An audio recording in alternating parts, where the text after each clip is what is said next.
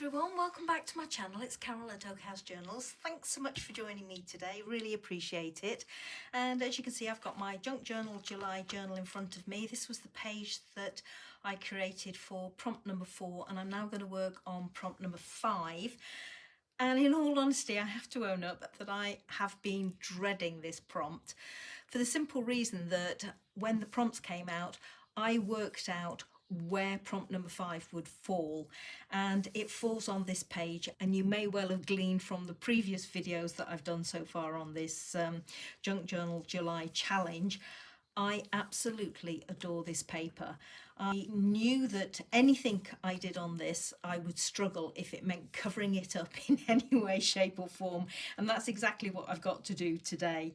So prompt number 5, I've snookered myself with prompt number 5. I created this journal back in January. Had I had the sense to create it in July when the prompts came out, then I could have dealt properly with the page that would be dedicated to prompt number 5, because prompt number 5 is fold out. I know many of us use flip out and fold out as interchangeable phrases, and I know I certainly do, but technically a fold out simply refers to a page folding out to reveal more journaling space, so it is a continuation of the page, whereas a flip out usually involves adding something extra to the page. It's either stitched in or glued in, or maybe tipped in with tape or fabric or something like that. For me, I haven't got anything that folds out here, so if I want to create anything that opens out to create more journaling space, I've got to technically tip it in or glue it in, which makes it a flip out. Now, some of you may be thinking, well, you're being too pedantic, and there are no Junk Journal July police out there, or I certainly hope there aren't, but I just thought I would mention that in case anybody raises it, because technically what I'm going to have to do today is a flip out if I want to create anything that opens out on my page as something that creates extra journaling space. So with that technicality out the way, I'm just going to get on and enjoy myself, really. Couple of dilemmas I've got on this page. I don't really want to have something that is going to be central stage on my page, because it will look too regimented with this one being center stage on that page. So if I brought in something like this, now this is a little journaling spot that you can glue in or use magnets. If I put that on the center of my page, they're going to fight with each other. They're not going to look pleasant, even though technically I can open this up to reveal a journaling spot. So my dilemma is how to incorporate something on here that will be a fold out. The other thing is I've got a very noticeable division between this page and this page, so I need to do something to transition my page. So what I've done here is I've lifted out some scraps of the vintage German ledger paper that I've used there, and look at that, isn't it gorgeous, everybody? Absolutely lovely paper. Now this is great for collaging, but it's not particularly good for pages. So I've got some of that I thought I could use on this page so that the two sort of blend together. I've also got one of these bags, and as you can see, I've opened it out, deconstructed it, so that I can perhaps use a portion of this. I'm not quite sure whether I'm going to use both of these or just one. I don't know yet. I haven't worked that out. And the other thing is I've pulled out some vellum pieces. I've gone through my stash today trying to find some pieces that I thought I could just pop on here as journaling spots. For example, something like that perhaps is soft enough that it will blend in with the page rather than having something like that. Also, I was thinking about how to create a flip or fold out on here that I'm actually going to glue in or tape in that isn't going to obscure this lovely paper. And that's why I've lifted out these vellum pieces, but I've also lifted out this very, very thin vellum, which will soften that up, but it won't hide it. And so I kind of get the best of both worlds.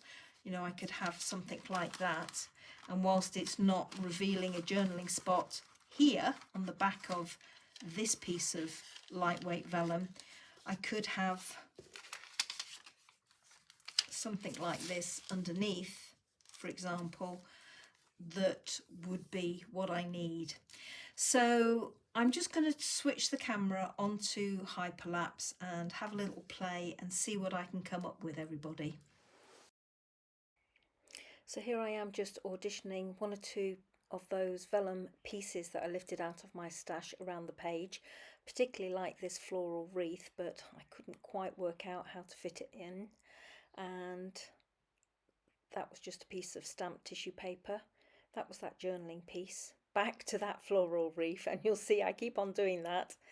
I liked this image of a butterfly on some lightweight vellum, and I'm just seeing if I can get that wreath in somehow. I'm quite liking it round the number stamp at the top there, or the page number at the top there. Here's one of those sheets of lightweight vellum. This is too small for my page, but you can see I've ripped it across the corner to see whether or not the flip could possibly be a torn flip diagonally across the page. And then here is the ledger paper, auditioning another page number up there, seeing if that floral wreath would cover both of them, and it won't. So this is the piece that I think I will use down that right hand side. I'm just folding it over so that I can have as much of that lovely paper that I like showing. Popping a paper clip in to hold it and just snipping it off roughly. And then back in with that butterfly piece. And here I'm thinking that I will extend the green that I've got on the opposite page underneath that tag and extend it over the join in the middle. What's an issue is that white portion down the left hand side of that piece that I've chosen. I do look at other pieces from that same bag, but they weren't quite as nice as that piece I chose. So I've got a strip there from along the bottom of the bag at the back, and eventually I use that across the bottom. Here I am ripping out another portion of that bag to see if that will work any better, but it's not as nice as the first piece. Here I'm looking at the front, which has got some lines on it that actually pick up the right colour tones on the page, but they're not right for it. So I go back to the original piece and decide I can make it work.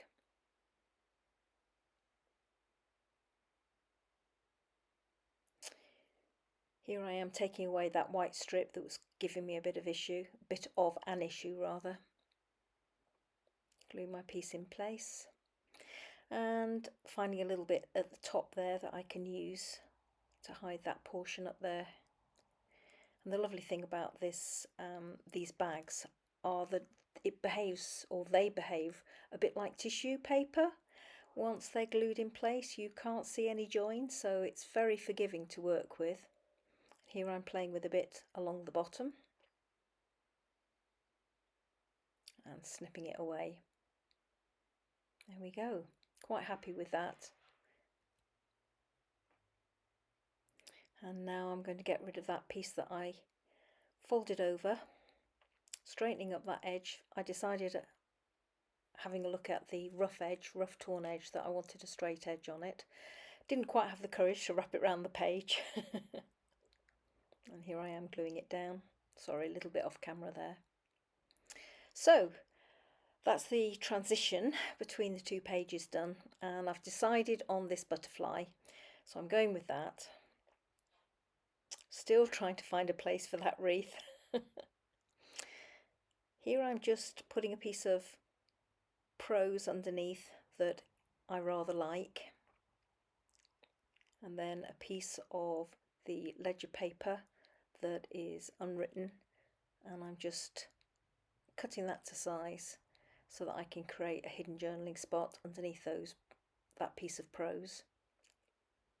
Inking the edges, as you can see, with Distress Oxide Vintage Photo.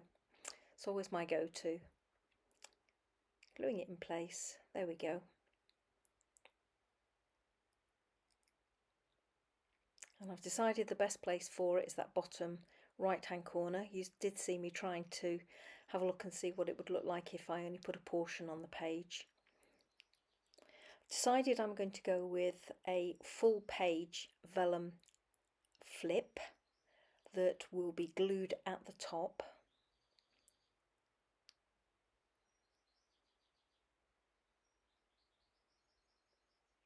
I decide that I want a rough torn edge, so I go in, having left myself a tiny edge to rip away, almost impossible to rip away really, and I get halfway down the second side and decide, give up Carol, that's enough, it won't work. So I get another piece, trim it to size, and then go in with my tearing ruler, which is obviously a much better way to do it, and it was far easier. So I rip it on 3 sides using the tearing ruler. I've got about 1 centimetre at the top there, which I've folded over. Now I've got a test piece here and a scrap of paper, and I'm just seeing how well this vellum paper will glue, and it glues perfectly. You can't even tell that you've put glue on it, which was a delight. So here I am doing the proper one. Again, auditioning that floral wreath. I was adamant I was going to get it in somewhere.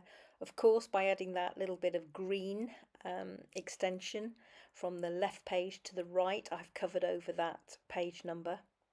But I finally found a home for my little vellum wreath. So it's going half and half across both pages. Then I decide I want to fussy cut it. Initially I thought I'll just fussy cut round the outside edge, but then I do go in and I fussy cut round the inside edge as well. Glutton for punishment. A little bit fiddly, but I'm liking how it's looking once it's up there. So here I am going in, having decided that I need to fussy cut the inside portion of the wreath. The only thing I'm going to say is thank goodness for audiobooks, because that's what's playing in the background here as I'm doing all of this faffing around. So glued it, and I'm just putting it across the join of the 2 pages. So when it's on the right hand page it'll be under the vellum, and on the left hand page it will be seen. And then as you can see I'm auditioning the other half, bottom left hand corner, going in with another book page from the top of the vintage ledger paper up there in that top left hand corner, because I had a blank space there and I thought it needed filling up. Quite liking the vellum underneath that top right hand corner. Here I am just trying to create something to go along the bottom underneath side of my vellum flap, because as you can see on the left hand side there, once the sun goes in, it is beginning to curl up a little. Now in the book it won't, or in the journal it won't, but just for now it was lifting up and that was annoying me. Sorry, I hope that sun isn't bothering you, it's going in and out. So I found this piece, I've roughly torn it using my tearing ruler, and now I'm going in with some ink, Distress Oxide ink, around the edges. And knowing that this vellum glues perfectly, I'm quite happy to glue that in place. Now, I'm not putting it on the top, I'm putting it underneath, which softens it, and it also gives me a bit more of a link with the left hand page. Here is my finished page, everybody, and I have to say I like how it's come out. I didn't really have a plan for this. I put a piece of very lightweight vellum over the top of the page to soften the transition, and I've just used a piece of the ledger paper, but a title piece underneath here as a little bit of a weight to hold this down. And then if I lift that up, then this is what the page looks like underneath. We have ledger paper here to match this side. I extended the green here, as you saw, and the wreath of flowers or foliage that I had that I was auditioning all around the page here.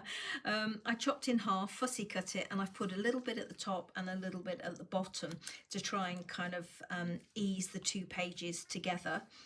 I found this gorgeous, gorgeous image of a butterfly, and the colours are just perfect. The background colour and the colour of the butterfly really do pick up the colour tones here, and I just love this colour as well. Not quite in keeping with the rest of the page, but it doesn't fight with it, so it obviously must go, and it will transition onto the next page, which is straw paper. Underneath is a piece of prose that is personally significant to me, and then underneath that I put a blank piece, sorry it's sticking down, I put a blank piece of the ledger paper underneath to create the obligatory journaling spot that you find or that's created with a fold out. So I hope you liked seeing this one come together, everybody. I like this softness that the vellum provides by going over the top, and I think it aids that transition, as I've said. So thank you so much for watching, and I hope you'll join me for prompt number 6, which I believe is layers upon layers. So I'll have to get my thinking cap on as to what I'm going to do for that. Until the next video, happy crafting, take care everybody, keep smiling, and bye for now.